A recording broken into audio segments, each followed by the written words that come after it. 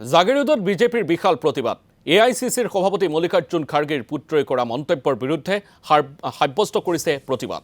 মন্ত্ৰী তথা জাগিৰোডৰ স্থানীয় বিধায়ক পীযুষ হাজৰিকাৰ নেতৃত্বত কংগ্ৰেছৰ নেতাগৰাকীৰ বিৰুদ্ধে প্ৰতিবাদ কৰে বিজেপিয়ে। পীযুষ হাজৰিকাৰ লগতে 10গৰাকীকৈ বিজেপি বিধায়কে অংশ লয় এই প্ৰতিবাদত। প্ৰিয়ংক খাৰ্গেৰ অসম বিৰোধী মন্তব্যক গৰিহণা বিজেপি বিধায়কৰ। কংগ্ৰেছক অসম বিৰোধী উন্নয়ন বিৰোধী বুলিও আখ্যা পীযুষ হাজৰিকাৰ। উল্লেখযোগ্য যে জাগিৰোডত স্থাপন হ'বলগীয়া ছেমি কণ্ডাক্টৰ প্ৰকল্পক সন্দৰ্ভত মন্তব্য কৰিবলৈ গৈ কংগ্ৰেছ দলৰ ৰাষ্ট্ৰীয় সভাপতি মল্লিকাৰ্জুন খাৰ্গেৰ পুত্ৰ প্ৰিয়ংক খাৰ্গেই এনে প্ৰকল্পৰ বাবে অসমত প্ৰয়োজনীয় আন্তঃগাঁথনিৰ অভাৱ বুলি উল্লেখ কৰিছিল। প্ৰিয়ংক খাৰ্গেৰ এনে মন্তব্যৰ প্ৰতিবাদতেই আজি সহস্ৰাধিক স্থানীয় লোকক লগত লৈ প্ৰতিবাদ সাব্যস্ত কৰে মন্ত্ৰী পীযুষ হাজৰিকা, বিধায়ক ৰমাকান্ত দেউৰী, শশীকান্ত দাস, হেমাংগ ঠাকুৰীয়া, ৰূপক শৰ্মা, দিগন্ত কলিতা, জিতু গোস্বামী, ৰামকৃষ্ণ ঘোষ, সুশান্ত বৰগোহাঁই আৰু মানৱ ডেকাই।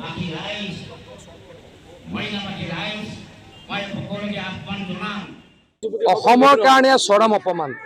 অসমৰ ২৭-২৯,০০০ ল'ৰা ছোৱালীয়ে চাকৰি পাব, কংগ্ৰেছৰ নেতাসকলৰ গাৰ ফৰফৰণি হৈছে, গা পুৰণি হৈছে। অসমৰ ল'ৰাই কিয় চাকৰি পাব? তাকো হিমন্ত বিশ্ব শৰ্মাই দিছে চাকৰি, মোদী ডাঙৰীয়াই দিছে চাকৰি। গতিকে মোদী ডাঙৰীয়াই ইণ্ডাষ্ট্ৰী পঠাইছে, হিমন্ত বিশ্ব শৰ্মা ডাঙৰীয়াই ইণ্ডাষ্ট্ৰী পঠাইছে। কংগ্ৰেছে সূতা কম্বল দি ভোট লৈছিল। গতিকে তেওঁলোকৰ গাৰ পুৰণি হৈছে।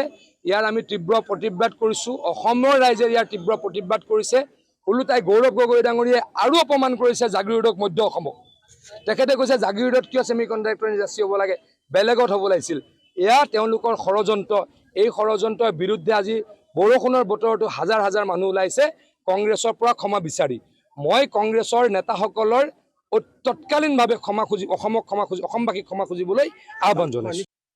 মল্লিকাৰ্জুন খাৰ্গেৰ পুত্ৰ আজি তেখেতে এটা ডাঙৰ আৰোপ অসমক লগাইছে আৰু অসমক অপমান কৰিছে। কিয় যে অসমত ছেমি কণ্ডাক্টৰ কিয় হ'ব লাগে, কিয় কৰ্ণাটকত হ'ব নালাগে, এইলৈ তেওঁ প্ৰশ্ন সুধিছে। আমি তেখেতসকলক ধিক্কাৰ জনাইছোঁ আৰু ইয়াত সকলো বিৰোধী দলৰ নেতৃত্বসকলে ইয়াত সহযোগ কৰিছে। আমি বিচাৰিছোঁ যে তেওঁলোকৰ হজম হোৱা নাই। অসমৰ মুখ্যমন্ত্ৰী ডাঙৰীয়া ডক্টৰ হিমন্ত বিশ্ব শৰ্মা ডাঙৰীয়াই অসমৰ দৰে ঠাইত যে ছেমি কণ্ডাক্টৰ আনিব পাৰিব তেওঁলোকে ভাবিব পৰা নাছিল।